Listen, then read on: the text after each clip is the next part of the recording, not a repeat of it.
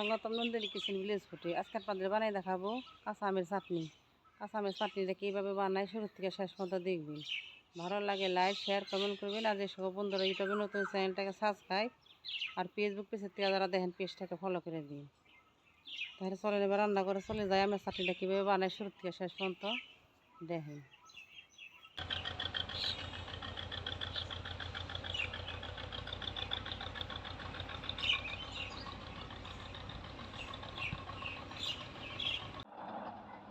আমের চাটনি বানাবো, আমগুলা মিক্সারে দিয়ে মিক্স করে নিব, ভালো করে মিহিন করে নিব। এবার আমগুলা আমি মিক্সিতে ঢেলে দিব।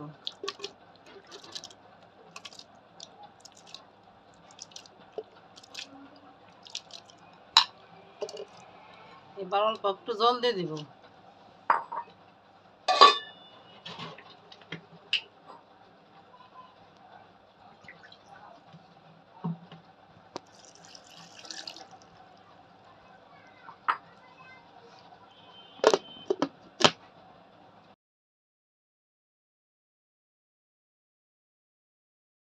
আমগুলো আবার মিক্সার হয়ে গেছে। এবার আমি একটা বলের ভিতর ঢেলে নিব।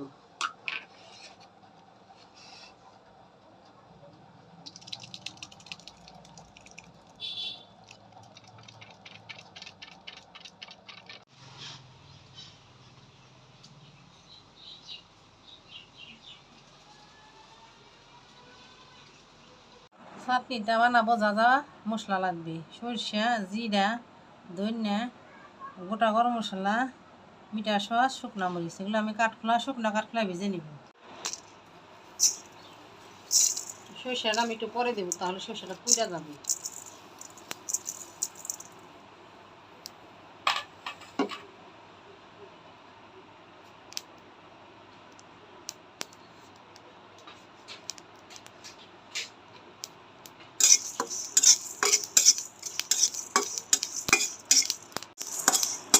সরষাটা দিয়ে দেব।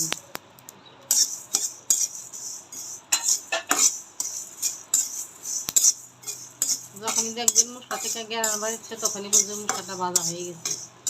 মশলাটা আবার ভাজা হয়ে গেছে, এবার নামিয়ে নেব।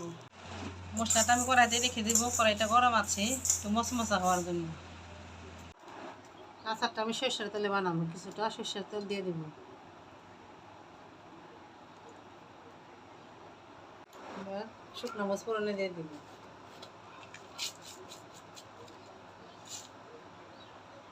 দেবো মিঠা সস।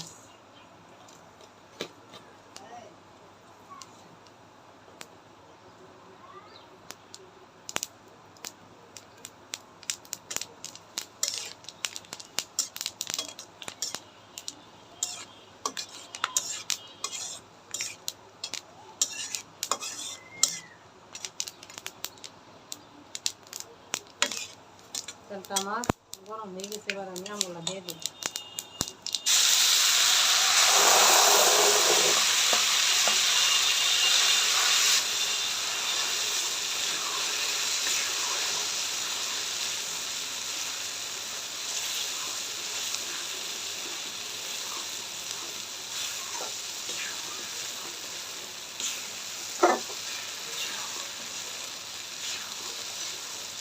এবার নিবাসে আমি সব চিন্তা বানাই খান, নিবাস বাড়ি ভালো অনেক ভালো, খাইতে অনেক স্বাদ, দেখতে অনেক সুন্দর হবে।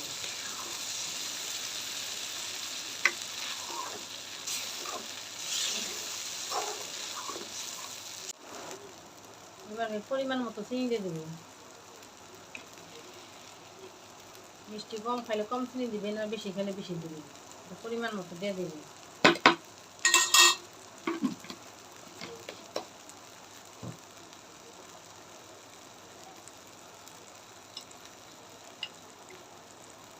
পরিমাণ মতো লবণ।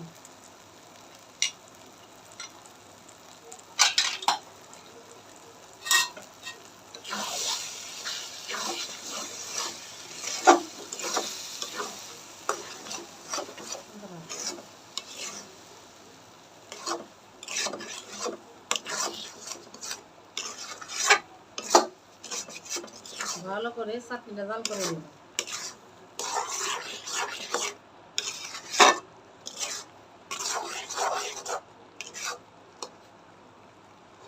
বাদামগুলো তো আদা কাঁচা আদা পাকা ছিল, এর জন্য হলুদ হয়েছে, কোনো হলুদ রং ব্যবহার করি।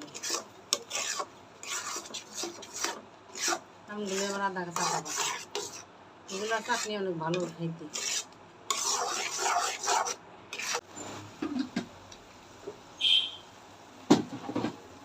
আচারের স্বাদটা বাড়ানোর জন্য আমি 1 চামচ খেজুরের গুড় দিয়ে দিলাম।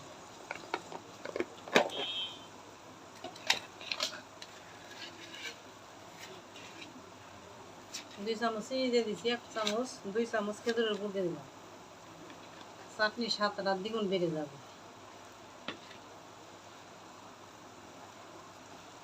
এভাবে আপনারা বাড়িতে বানিয়ে খেয়ে দেখুন।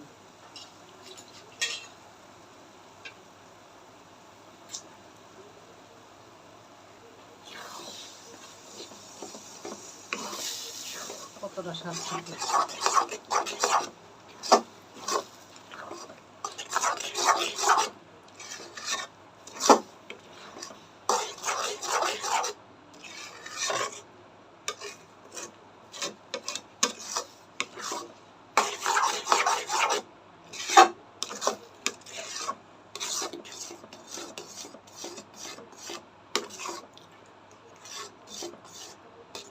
কতটা সুন্দর হয়েছে কালারটা, চাটনির কালারটা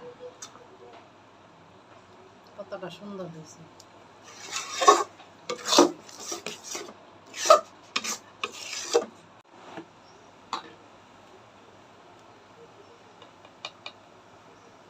আমি 1 চামচ মরিচের গুঁড়া দিয়ে দেব।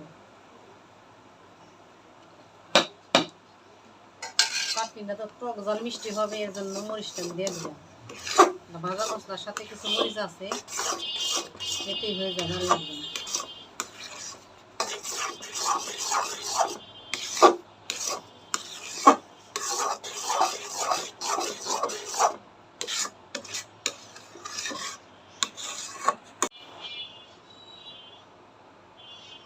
এবার আমি ভাজা মশলাটা দিয়ে দেব। ভাজা মশলাটা না দিলে তো আচারের স্বাদই বুঝবেন না। আচারের স্বাদ হলে মশলা।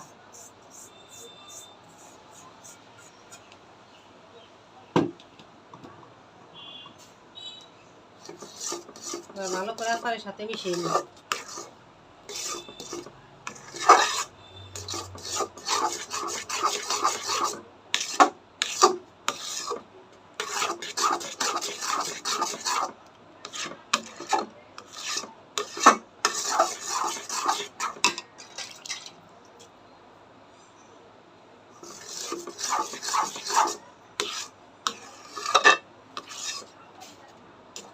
আচারটা কতটা সুন্দর হয়েছে।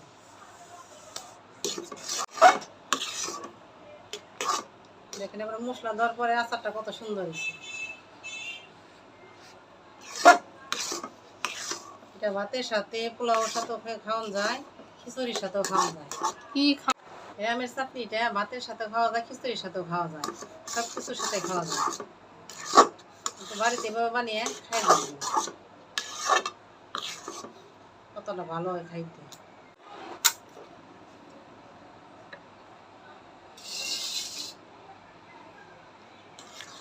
চাটনিটা আমার বানানো হয়ে গেছে, এবার নামাই নিব।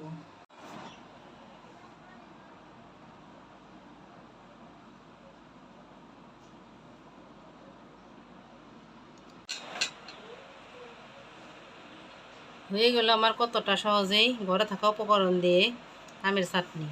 এভাবেই বাড়িতে বানিয়ে খাবেন। ভালো লাগলে লাইক শেয়ার কমেন্ট করবেন, আর আমার চ্যানেলটা সাবস্ক্রাইব করে পাশে থাকবেন। এবার আমি ঠান্ডা করার জন্য ফ্যানের নিচে দিয়ে দেবো। ঠান্ডা হয়ে গেলে বইটা আমি ভরে নেব। আচারগুলো আমার ঠান্ডা হয়ে গেছে, চাটনিটা এবার আমি ভরে নেব।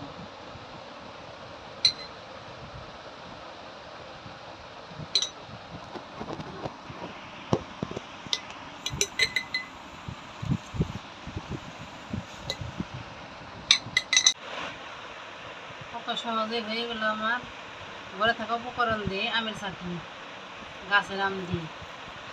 ভালো লাগলে লাইক শেয়ার কমেন্ট করেন, আর চ্যানেলটা সাবস্ক্রাইব করে পাশে থাকবেন।